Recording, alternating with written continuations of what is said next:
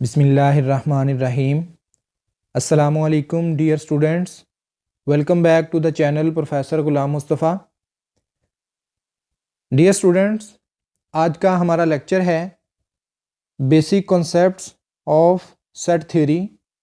Sets के बारे में हमारे जितने भी जो कॉन्सेप्ट्स हैं वो इंशाल्लाह आज हम क्लियर करेंगे। इसमें जितने भी बेसिक कॉन्सेप्ट्स हैं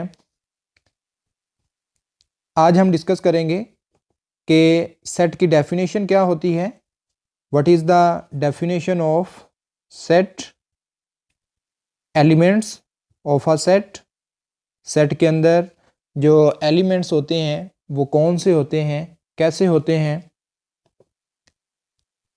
सेट के अंदर एक वर्ड हम यूज़ करते हैं डेफिनेशन में, वेल डिफाइंड।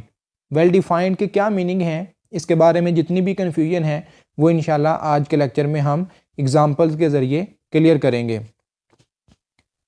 इसके बाद सेट में यूज़ होते हैं मेंबरशिप सिंबल्स।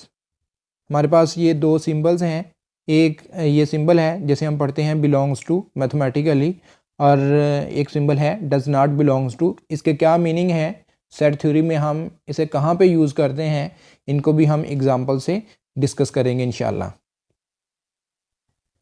फिर हम ये भी डिस्कस करेंगे कि सेट जो है उसको हम कितने तरीक़ों से लिख सकते हैं। कोई सेट जो है उसको लिखने के या उसको डिस्क्राइब करने के कितने वे हैं, कितने मेथड हैं, वो भी इंशाल्लाह आज के लेक्चर में हम डिस्कस करेंगे। इसके बाद कुछ इम्पोर्टेंट सेट्स को डिस्कस किया जाएगा जो कि सेट थ्योरी में बिल्कुल बेसिक्स हैं। सेट थ्योरी के जितने भी जो हैं वो सब्जेक्ट्स हैं उन सब में वो वेल नाउन सेट्स हैं, वो नोटेशंस जो हैं वो वेल नाउन हैं, वो भी हम आज के लेक्चर में इंशाल्लाह डिस्कस करेंगे। इसके बाद कुछ डेफिनेशंस हैं, जैसे सबसेट है, सबसेट क्या होता है, इसकी डेफिनेशन, इसकी एग्जांपल्स, सुपरसेट की डेफिनेशन और इसकी एग्जांपल्स डिस्कस करेंगे। प्रॉपर सबसेट क्या होता है, इम्प्रॉपर सबसेट क्या होता है, इनमें क्या डिफरेंस है, इसको भी हम इंशाल्लाह एग्जांपल्स के ज़रिए डिस्कस करेंगे। इक्वल सेट्स क्या होते हैं, what is the null set, null set की क्या डेफिनेशन है जिसे हम एम्प्टी सेट भी कहते हैं। सिंगलटन सेट क्या होता है, सिंगलटन सेट की डेफिनेशन क्या है, इसकी एग्जांपल्स कौन कौन सी हैं। फिर यूनिवर्सल सेट की डेफिनेशन पढ़ेंगे, इसकी एग्जांपल्स भी पढ़ेंगे। फाइनाइट सेट कौन से हैं और इनफाइनाइट सेट कौन से हैं, ये भी इंशाल्लाह एग्जांपल्स के ज़रिए डिटेल से डिस्कस किया जाएगा। आज का लेक्चर बहुत इंपॉर्टेंट है। इक्विवेलेंट सेट्स क्या होते हैं, क्या इक्वल सेट और इक्विवेलेंट सेट्स एक जैसे होते हैं, इसको भी हम इंशाल्लाह डिस्कस करेंगे। और पावर सेट क्या होता है, ये भी इंशाल्लाह आज के लेक्चर में डिस्कस होगा। तो ये जो है वो कुछ बेसिक कॉन्सेप्ट्स हैं सेट थ्योरी के अंदर। हम इसको रियल एनालिसिस में भी यूज़ करते हैं, और भी मैथमेटिक्स के बहुत से सब्जेक्ट्स हैं, बहुत सी ब्रांचेस हैं जिनमें सेट्स जो हैं वो यूज़ होते हैं। तो इनके बारे में हमारे कॉन्सेप्ट्स क्लियर होना बहुत ज़रूरी है। तो आज के लेक्चर में हम इंशाल्लाह इनको वन बाय वन डिटेल से डिस्कस करते हैं। तो सबसे पहले हम सेट की डेफिनेशन करते हैं जी, कि व्हाट इज़ सेट, सेट को हम कैसे डिफ़ाइन करते हैं। तो सबसे पहले सेट की definition, what is set, how we can define a set. A set is defined as a collection of well defined and distinct objects is called a set. इसमें दो वर्ड जो हैं वो बहुत इंपॉर्टेंट हैं। एक है वेल डिफाइंड, जो कि अक्सर स्टूडेंट्स को कंफ्यूज भी करता है कि ये वेल डिफाइंड के क्या मीनिंग होते हैं। इसको हम इंशाल्लाह डिस्कस करते हैं। पहले सेट के बारे में कुछ टर्मिनोलॉजीज़ जो हैं उनको डिफ़ाइन कर लें। अ collection of well defined and distinct objects. Distinct का मीनिंग क्या होता है, इसका हमें पता है कि डिफरेंट, यानी सेट के अंदर जो है वो हम एक जैसे एलिमेंट नहीं रखते, हम डिफरेंट एलिमेंट रखते हैं। और ऑब्जेक्ट्स जो हैं इनको हम क्या कहते हैं, ये इसकी भी डेफिनेशन देखते हैं। अ collection of well defined and distinct objects is called a set. अब नेक्स्ट डेफिनेशन है कि ये जो ऑब्जेक्ट्स हैं इनको हम क्या कहते हैं। ये कुछ पॉइंट्स हैं हमें याद रखने पड़ेंगे। हम वर्ड यूज़ करते हैं मेंबर्स ऑफ सेट या फिर यूज़ करते हैं एलिमेंट्स ऑफ सेट। तो ये मेंबर्स ऑफ सेट या फिर एलिमेंट्स ऑफ सेट जो हैं ये क्या होते हैं। देखिए ऊपर डेफिनेशन में हमने बात की है, अ collection of well defined and distinct objects. ये जो ऑब्जेक्ट्स होते हैं इनको ही हम सेट के मेंबर्स या सेट के एलिमेंट्स कहते हैं। तो मेंबर्स ऑफ सेट क्या होंगे, the objects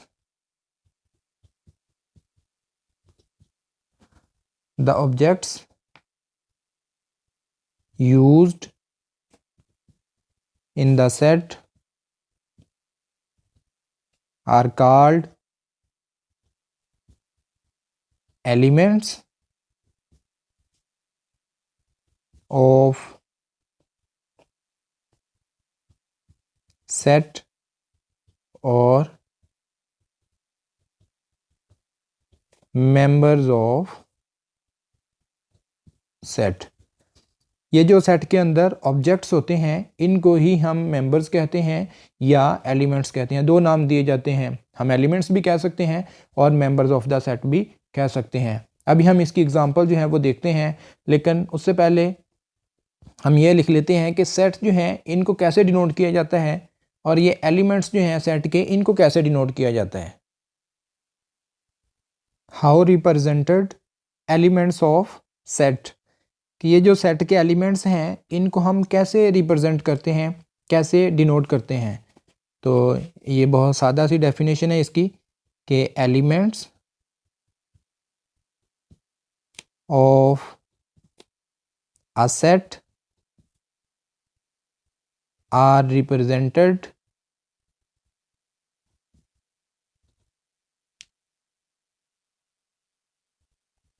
bye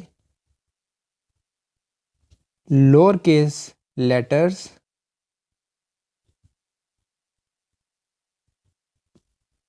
lower case letters जो हैं वो कौन कौन से होते हैं। हमारे पास जो स्मॉल ABC होती है, small letters, lower case letters, that is ABCD।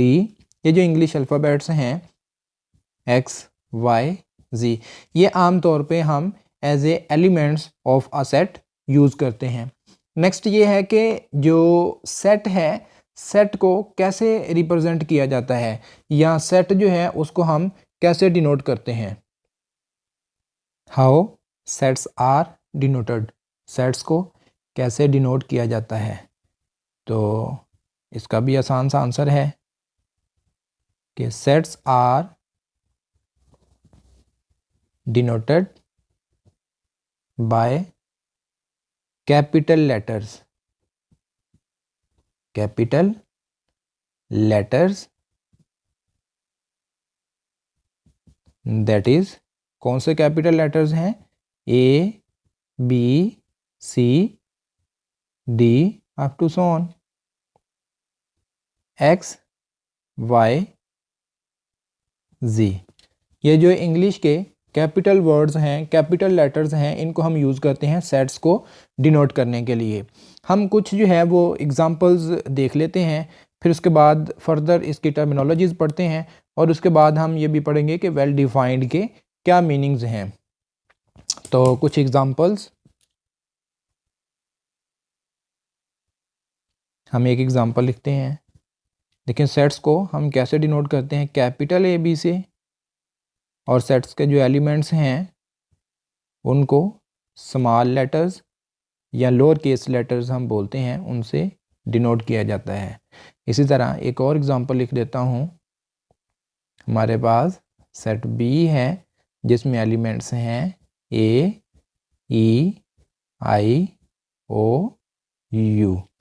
तो ये जो है वो सेट्स को लिखने का मेथड है कि सेट्स के एलिमेंट्स को हम small ABC lower case letters से डिनोट करेंगे और जो सेट्स हैं उनको हम कैपिटल ABC हमारे पास जो कैपिटल लेटर्स हैं उनसे डिनोट करेंगे। अब हम बात करते हैं मेंबरशिप सिंबल्स की।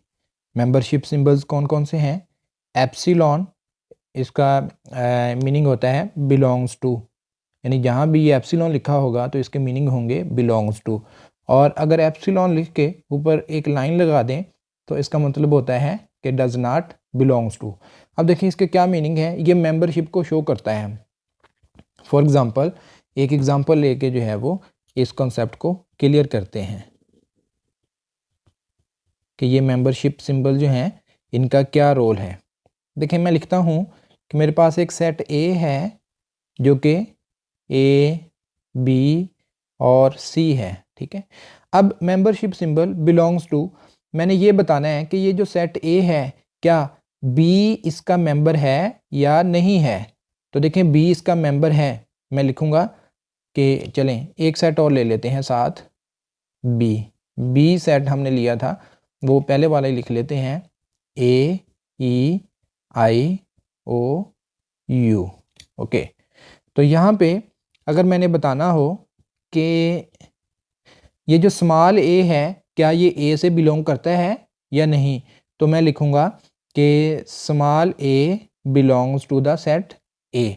इसी तरह स्मॉल ए जो है वो सेट बी से भी बिलोंग करता है, तो मैं यहाँ पे लिख सकता हूँ कि small A also belongs to set B.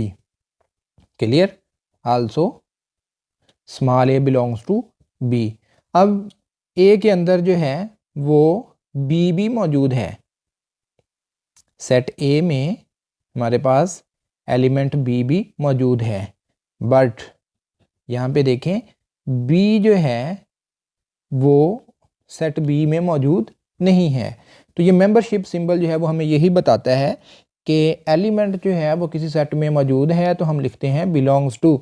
अगर एलिमेंट किसी सेट में मौजूद नहीं है तो हम उसमें लिख देते हैं डज नॉट बिलोंग्स टू। ये जो स्मॉल बी है ये सेट बी के अंदर मौजूद नहीं है। इसी तरह एक और देख लेते हैं, इसमें ए भी मौजूद है सेट ए के अंदर, सेट ए के अंदर बी भी मौजूद है और सी जो है ये भी मेंबर है सेट ए का, बट वी सी दैट कि ये जो सी है this is not member of set B.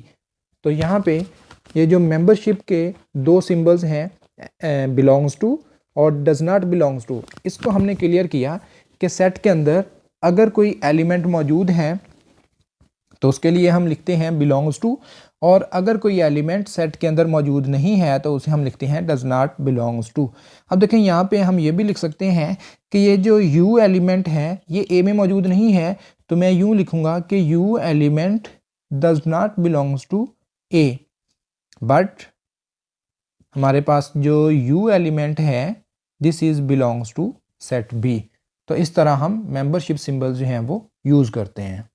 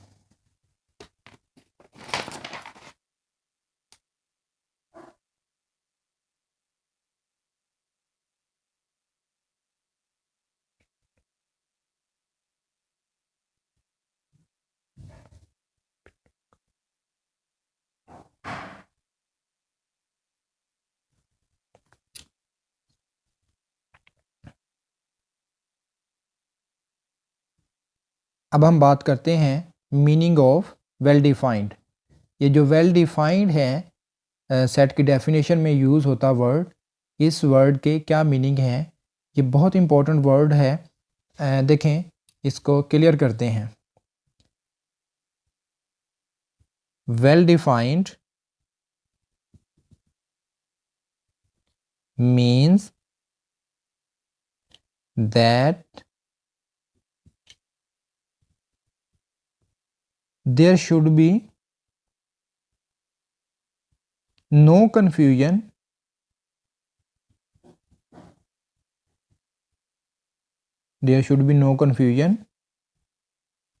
to decide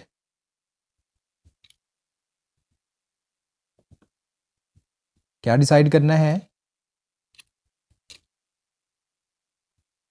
an object is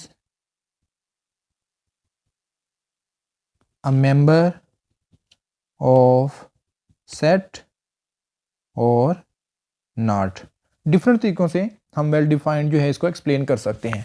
तो यहाँ पे हम एक सिंपल आइडिया ले रहे हैं कि वेल डिफाइंड का मीनिंग ये है कि हमारे पास कोई ऑब्जेक्ट, जैसे हम ऑब्जेक्ट कंसीडर कर रहे हैं, उसमें कोई कन्फ्यूजन नहीं होनी चाहिए कि ये सेट का मेंबर है या नहीं है। तो इसकी कुछ एग्जांपल्स लेके जो है वो चेक करते हैं कि जब हम कोई ऑब्जेक्ट कंसीडर करते हैं तो उसमें क्या कन्फ्यूजन आती है। कुछ एग्जांपल्स लेते हैं। देखिए, हम इसकी example number 1, a set of good boys. ये वेल डिफाइन है या नहीं है। अब इसमें देखें, गुड बॉयज़, ये जो वर्ड है गुड, ये कोई वेल डिफाइंड वर्ड नहीं है, इसमें कोई क्लैरिटी नहीं है। हम ये डिसाइड नहीं कर सकते कि कौन सा मेंबर जो है, कौन सा बॉय सेट ए में मौजूद है और कौन सा बॉय सेट ए में मौजूद नहीं है, क्योंकि किसी बॉय के गुड होने के क्या क्राइटेरिया है ये कोई डिफाइन नहीं है। ठीक है, हम किसको गुड कहेंगे, किसको बैड कहेंगे, नो क्राइटेरिया। तो this is not well defined, ये हमें वेल डिफाइंड नहीं है, नॉट वेल डिफाइंड। हम ये डिसाइड ही नहीं कर सकते कि कौन सा बॉय जो है वो सेट से बिलोंग करेगा और कौन सा बॉय सेट से बिलोंग नहीं करेगा। इसी तरह दूसरी example, a set of small girls। अब देखें, ये वेल डिफाइंड है या नहीं है। हमने लिखा है सेट ऑफ स्मॉल गर्ल्स, लेकिन कौन सी गर्ल्स जो हैं वो स्मॉल हैं, जिनकी हाइट 5 फीट है, जिनकी हाइट 4 फीट है, जिनकी हाइट 3 फीट है। हम किसको स्मॉल कहेंगे, नो क्राइटेरिया। तो ये कोई क्लैरिटी नहीं है कि कौन सा मेंबर जो है वो इस सेट का एलिमेंट होगा, तो लिहाजा ये भी वेल डिफाइन नहीं है। तो this is not well defined.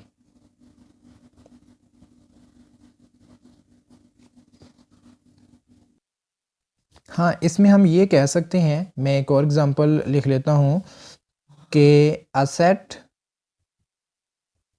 Of boys whose height is 5 feet। अब ये वेल डिफाइंड है। अब मैंने मेंशन कर दिया है कि उन तमाम बॉयज़ का सेट जिनकी हाइट 5 फीट है। तो ये 5 फीट जो है इसको डिसाइड करना बिल्कुल इजी है। हम कोई भी मेंबर जो है उसे चेक कर सकते हैं कि वो इस सेट से बिलोंग करता है या नहीं करता। तो दिस इज़ वेल डिफाइंड। इस तरह बहुत सी एग्जांपल जो हैं वो दी जा सकती हैं। जब भी हम क्लियरली ये बता सकें कि कोई मेंबर सेट से बिलोंग करता है या नहीं करता तो वो वेल डिफाइंड होगा। जब हम क्लियरली कोई क्राइटेरिया ना हो हमारे पास बताने का कि इस सेट के कौन से मेंबर हैं, तो वहाँ पे हम उसको वेल डिफाइन नहीं कहेंगे। नेक्स्ट हम पढ़ते हैं different ways of describing a set, या फिर डिफरेंट मेथड्स। हम ये जो वेज हैं इनकी जगह पे मेथड का वर्ड भी यूज़ कर सकते हैं कि different methods of describing a set. हमारे पास 3 मेथड हैं, कौन कौन से हैं उनको भी चेक कर लेते हैं। हमारे पास जो फर्स्ट मेथड है वो है डिस्क्रिप्टिव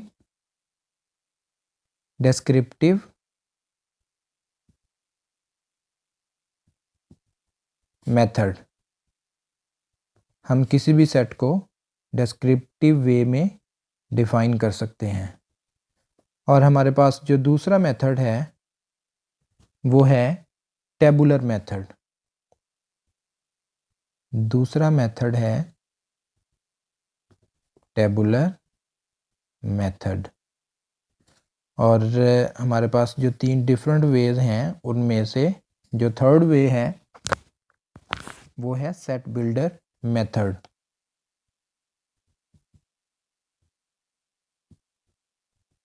सेट बिल्डर मेथड, हम इसको मेथड भी बोल सकते हैं और वे भी बोल सकते हैं, जैसे जो है वो हम इजी समझें।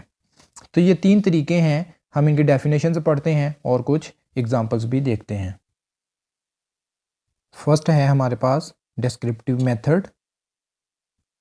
इन this method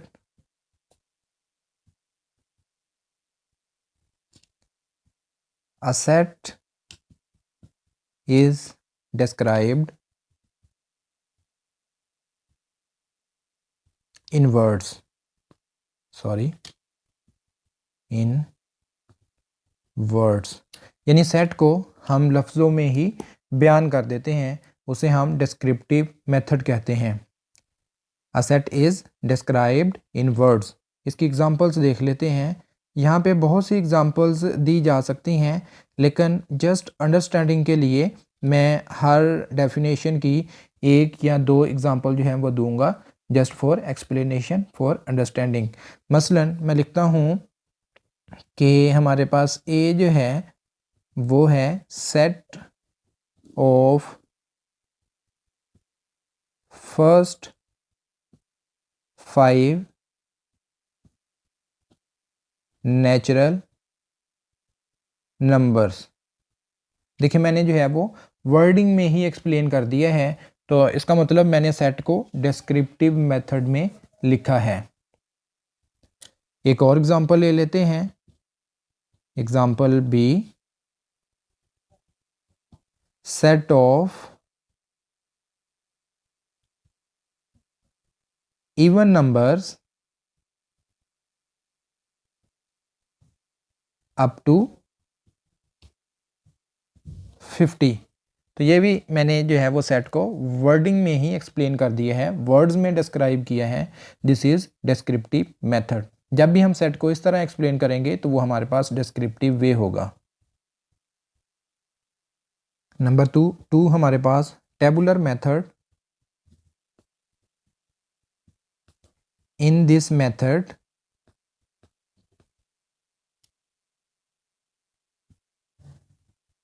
we list all elements of a set। हम सेट के जितने भी एलिमेंट्स हैं उनको लिख लेते हैं।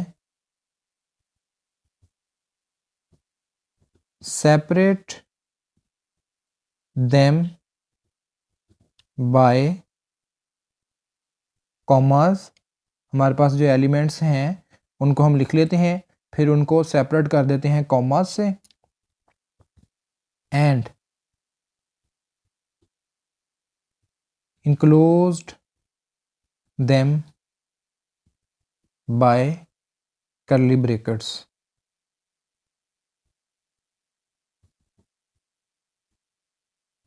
curly brackets कौन सी? ये वाली।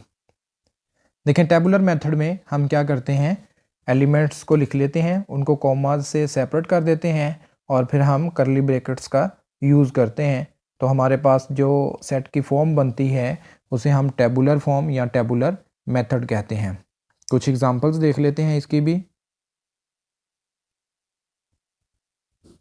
देखें जो ऊपर मैंने डेफिनेशन एग्जांपल दी है, set of first 5 natural numbers, ये वर्डिंग में था। अब मैं इसको टेबुलर फॉर्म में लिखता हूँ। टेबुलर फॉर्म क्या कहती है कि हम सेट अगर लिखना चाहते हैं, सेट ए, उसे कर्ली ब्रेसेस में लिखेंगे। एलिमेंट्स हैं फर्स्ट 5 नेचुरल नंबर्स 1 2 3 4 5। तो ये देखें एलिमेंट्स को मैंने लिखा, उनको कॉमास के ज़रिए सेपरेट कर दिया और फिर कर्ली ब्रेसेस में बंद कर दिया। This method is tabular method. हम दूसरी एग्जांपल भी ले लेते हैं, जैसे कि फर्स्ट मेथड में मैंने लिखा है set B, set of even numbers up to 50। तो हम कैसे लिख सकते हैं इसको, b इज इक्वल टू, देखें इवन नंबर्स कहाँ से स्टार्ट होते हैं,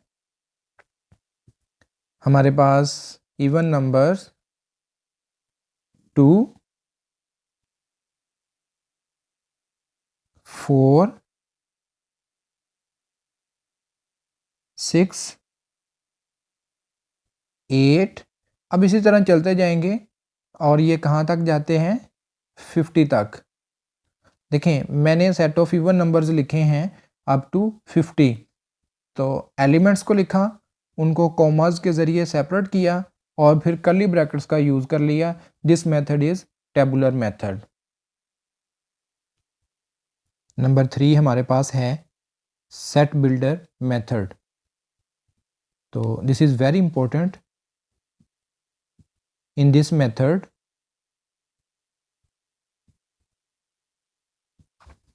we use a symbol or a letter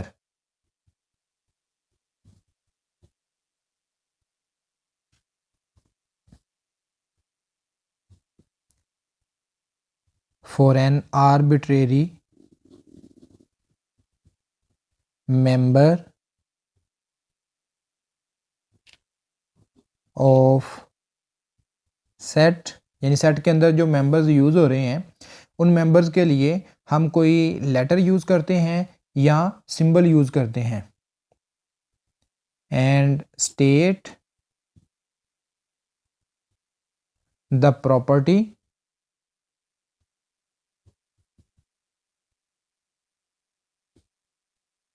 common to all the members.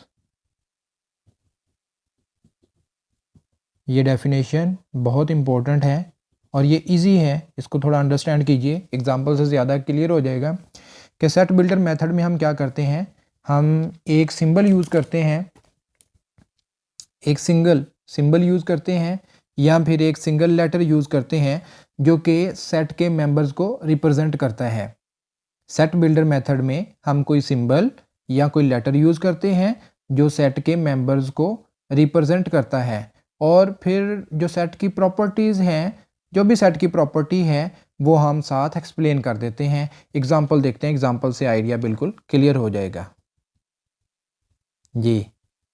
Examples, अब जो हमने ऊपर एग्जांपल लिखी थी उसी को देख लेते हैं कि हमारे पास सेट ए है। देखें ए हमारे पास सेट क्या है, 1 2 3 4 5। मैं इसको डिफरेंट तरीक़ों से लिख सकता हूँ, लेकिन मैं इसको लिखूँगा कि a is equal to X such that, देखिए इसको हमेशा हम ऐसे लिखेंगे, x यूज़ कर सकते हैं, y यूज़ कर सकते हैं, a यूज़ कर सकते हैं, मैं x यूज़ कर रहा हूँ, x, और ये हम लाइन लगाते हैं जिसको हम पढ़ते हैं such that, x such that x belongs to natural number.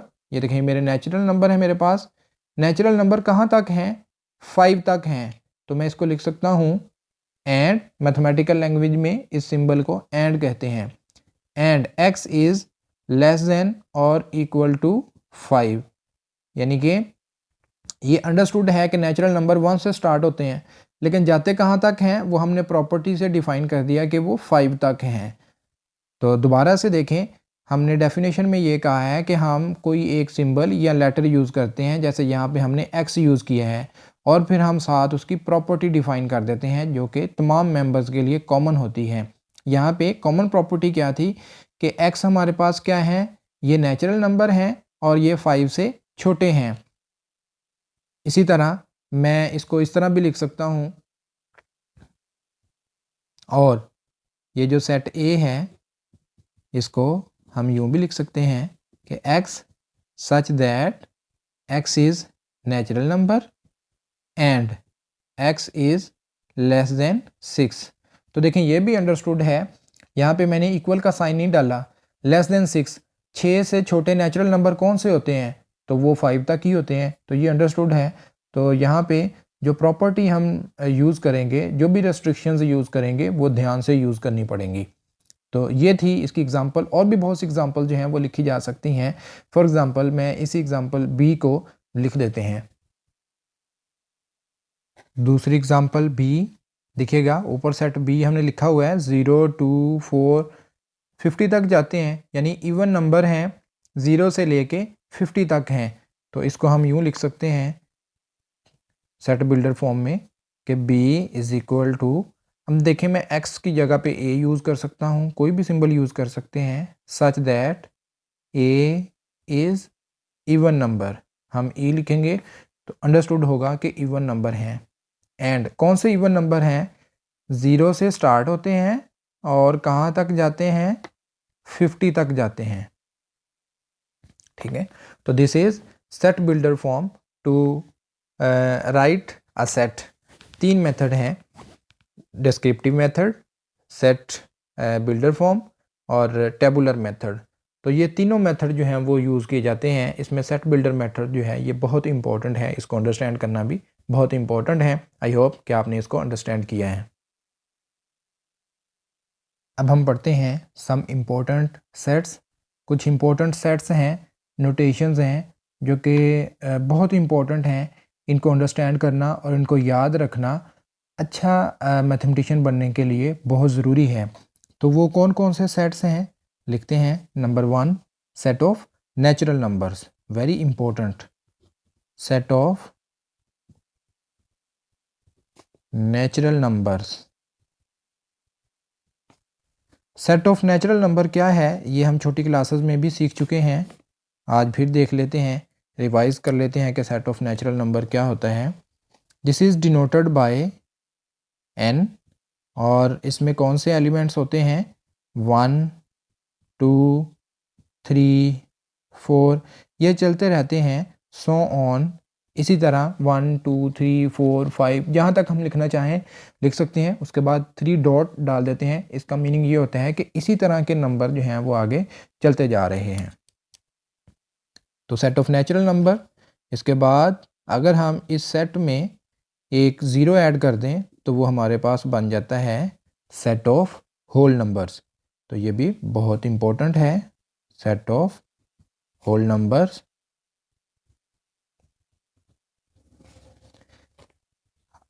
आप हमारा जो है वो लेक्चर देख सकते हैं जिसमें हमने रियल नंबर सिस्टम को डिफ़ाइन किया है, उसमें इन सेट्स को हमने डिटेल से डिस्कस किया है। तो सेट ऑफ होल नंबर्स क्या होता है, W इज़ इक्वल टू, ये 0 से स्टार्ट होता है, 0, फिर उसके बाद 1 2 3 सो ऑन। नेचुरल नंबर और होल नंबर्स में क्या डिफरेंस है, देखिए नेचुरल नंबर्स 1 2 3 4 सो ऑन इस तरह चलते हैं, और होल नंबर जो है उसमें 0 का इजाफा हो जाता है। बाकी नंबर्स वही हैं, नेचुरल ही हैं, लेकिन अगर नेचुरल में हम 0 शामिल कर दें तो हमारे पास जो नया सेट बन जाता है वो सेट ऑफ होल नंबर्स बनता है। नंबर 3 इम्पोर्टेंट सेट, वो हमारे पास क्या है, set of integers. Set of integers, तो इस सेट को भी याद रखना बहुत इम्पोर्टेंट है। हम बार बार वर्ड यूज़ करते हैं, इंटीजर्स इंटीजर्स इंटीजर्स। तो ये इंटीजर्स क्या होते हैं ये हमें पता होना चाहिए। और सेट जी क्या होता है, जस्ट जी लिखा हो तो वो अंडरस्टूड होगा कि हम इन्हीं नंबर्स की बात कर रहे हैं। ये होते हैं 0 plus minus 1 plus minus 2 plus minus 3 so on. ठीक है, और या हम इस तरह भी लिख सकते हैं कि z इज इक्वल टू, कौन से नंबर्स हैं, -3 -2 -1 फिर 0 फिर 1 पॉजिटिव 2 3 सो ऑन। यानी कि ये number 0, 1, 2, 3 up to so on positive numbers आते जाते हैं सारे, और फिर -1, -2, -3 नेगेटिव नंबर्स भी सारे आते जाते हैं। तो दो तरह से लिख सकते हैं, आप इस तरह कंबाइन लिख सकते हैं या इस तरह जो है वो सेपरेट भी लिख सकते हैं। नंबर 4 डिस्कस करते हैं हम, सेट ऑफ इवन इंटीजर्स। ये ऊपर हमने डिफाइन किया है इंटीजर्स क्या होते हैं। अब इनमें से इवन इंटीजर्स क्या हैं वो लिखने लगे हैं। Set of even integer is denoted by E. जहाँ भी ई लिखा होगा तो ये अंडरस्टूड होगा मैथमेटिक्स में कि हम सेट ऑफ इंटीजर्स की बात कर रहे हैं, इवन इंटीजर्स की। 0 ±2 ±4 ±6 अप टू सो ऑन। ये अंडरस्टूड है कि नेक्स्ट क्या नंबर आएगा, दो के डिफरेंस से आ रहे हैं, ये 4 है, ये 6 है, उसके बाद 8 आएगा, उसके बाद 10 आएगा, तो सो ऑन इसी तरह जो है ये नंबर चलते जाते हैं। नंबर 5 हमारे पास most important set of odd integers. Odd integers क्या होते हैं ये भी बहुत इंपॉर्टेंट है, इसको भी याद रखना बहुत बेनिफिशियल है। Set of odd integer is denoted by O, और इसमें कौन से एलिमेंट्स होते हैं, इसमें आएगा ±1, जो 2 पे डिवाइड नहीं होते वो ऑड होते हैं, +-3 और +-5 अप टू सो ऑन, इसी तरह ये भी चलते जाते हैं। उसके बाद नंबर 6 पे हम डिस्कस करते हैं set of prime numbers. Set of prime numbers, तो प्राइम नंबर्स क्या होते हैं इसकी डेफिनेशन भी हम देख लेते हैं, लेकिन पहले इसका सेट जो है उसमें कौन से एलिमेंट्स होते हैं वो लिख लेते हैं। प्राइम नंबर्स को P से डिनोट किया जाता है और इसमें एलिमेंट्स आएंगे 2, 3, 5, 7, 11, 13, 17, 19 सो ऑन, इसी तरह चलते रहते हैं। देखिए प्राइम नंबर कौन से होते हैं, हम ये कहते हैं कि प्राइम नंबर ऐसे नंबर होते हैं जिसके जस्ट 2 डिवाइज़र हों, जिसके जस्ट 2 डिवाइज़र हों, एक वो नंबर खुद हो और दूसरा 1 हो। ऐसा नंबर जिसके 2 डिवाइज़र हों 1 एंड इटसेल्फ, उसे हम प्राइम नंबर कहते हैं। तो देखें 2 जो है इसको 2 डिवाइड करता है और 1 डिवाइड करता है, इसलिए ये प्राइम नंबर है। इसी तरह 3, 5, देखें 6 जो है उसके 6 भी डिवाइज़र है, उसका 3 भी डिवाइज़र है, उसका 2 भी डिवाइज़र है, तो 6 प्राइम नहीं है। तो प्राइम नंबर ऐसे नंबर्स जिनके 2 डिवाइज़र होते हैं, एक वो नंबर इटसेल्फ और एक 1, उसे हम प्राइम नंबर कहते हैं। तो ये इसकी डेफिनेशन है। नेक्स्ट है हमारे पास सेट ऑफ रैशनल नंबर्स, या फिर हम इन्हें कहते हैं quotient of integers. Quotient of integers जी, सेट ऑफ रैशनल नंबर्स को हम आम तौर पे Q से रिप्रेजेंट करते हैं। अब देखें ये सेट बिल्डर फॉर्म में ही लिखा जाएगा, Q = X such that X = P/Q, और इसमें P, Q जो हैं ये इंटीजर्स हैं, यानी कुछ भी हो सकते हैं, लेकिन Q जो है वो 0 नहीं हो सकता, यानी डिनोमिनेटर में 0 नहीं आ सकता। बाकी आपका जो भी फ्रैक्शन होगा उसमें P और Q दोनों इंटीजर हैं, तो हम उसे रैशनल नंबर कहेंगे। Set of all rational numbers, ये रैशनल नंबर क्या होते हैं इसको डिटेल्स अगर देखना हो तो वो हमारा लेक्चर है introduction to real number system, उसमें आप डिटेल से इसको चेक कर सकते हैं। नंबर 8 पे हमारे पास सेट है set of irrational numbers. Set of irrational numbers. ये कौन सा सेट होता है? देखें, रियल नंबर्स दो ही तरह के तो होते हैं, एक रैशनल होते हैं और दूसरे इर्रेशनल होते हैं। तो इर्रेशनल नंबर्स को हम कैसे डिनोट करते हैं? वो हम डिनोट करते हैं क्यू प्राइम, और this is X such that X is not equal to P over Q, और इसमें पी क्यू ये इंटीजर्स हैं और क्यू जो है वो नॉन ज़ीरो है। ठीक है, इसकी मैं एग्जांपल्स भी दे सकता हूँ, लेकिन मैंने रेफरेंस दिया है कि आप रियल नंबर सिस्टम हमारा लेक्चर जो है वो देखें, उसमें आपको रैशनल और इर्रेशनल जो है वो बिल्कुल क्लियर हो जाएंगे। ठीक है, इसकी कुछ एग्जांपल्स मैं यहाँ पे दे देता हूँ, जैसे कि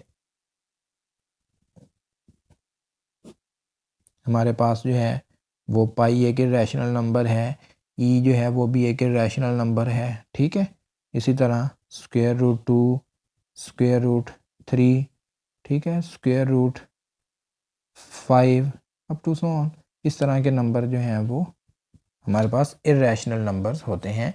इनको हम पी ओवर क्यू की फॉर्म में नहीं लिख सकते, यानी कि इंटीजर्स की फ्रैक्शन में नहीं लिखे जा सकते, इंटीजर्स के कोशेंट में नहीं लिखे जा सकते। नंबर 9 हमारे पास है set of real numbers. Set of real numbers को हम कैसे डिनोट करते हैं? आर से, और ये क्या होता है हमारे पास? Union of rational and irrationals, यानी कि यूनियन ऑफ रैशनल एंड इर्रेशनल्स।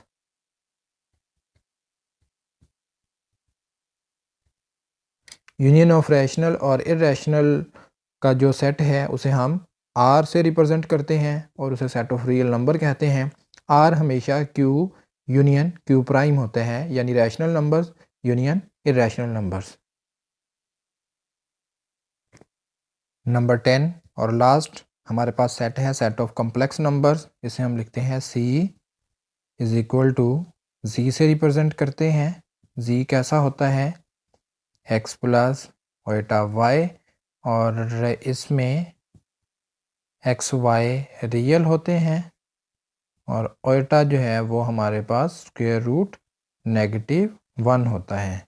इसकी कुछ एग्जांपल्स कॉम्प्लेक्स नंबर्स की। Set of all complex number C से रिप्रेजेंट किया जाता है। हमने जस्ट ये याद रखना है कि कौन सा सेट जो है वो उसकी सिंबल क्या है, कैसे डिनोट किया जाता है।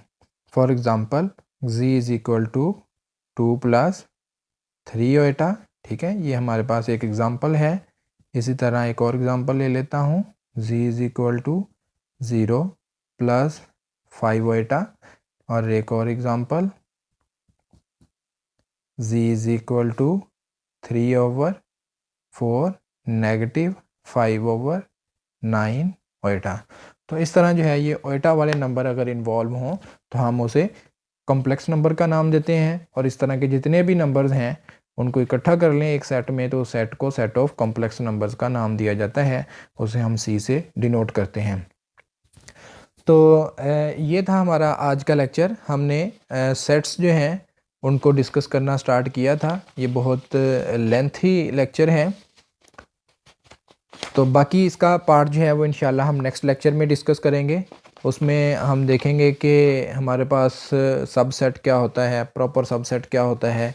ये था हमने आज के लेक्चर में ये चीज़ें डिस्कस की हैं। सेट को डिस्कस किया है, elements of the set discuss किए हैं, वेल डिफाइंड के मीनिंग को डिस्कस किया है। तो नेक्स्ट लेक्चर में इंशाल्लाह हम डिस्कस करेंगे हमारे पास सबसेट क्या होते हैं, सुपरसेट क्या होता है, फिर प्रॉपर सबसेट, और ये बाकी डेफिनेशन इंशाल्लाह नेक्स्ट लेक्चर में इसका नेक्स्ट पार्ट जो है उसमें हम डिस्कस करेंगे। तो आज का लेक्चर अगर आपको पसंद आया है तो आप चैनल को सब्सक्राइब कीजिएगा और अपने दोस्तों के साथ चैनल को शेयर करें, बेल आइकन को प्रेस कर दीजिएगा ताकि हर आने वाले लेक्चर का आपको नोटिफिकेशन मिल सके। तो मुझे दुआओं में याद रखिएगा। अल्लाह हाफिज़। नेक्स्ट लेक्चर में हम इंशाल्लाह इसको कंटिन्यू करेंगे। अल्लाह हाफिज़।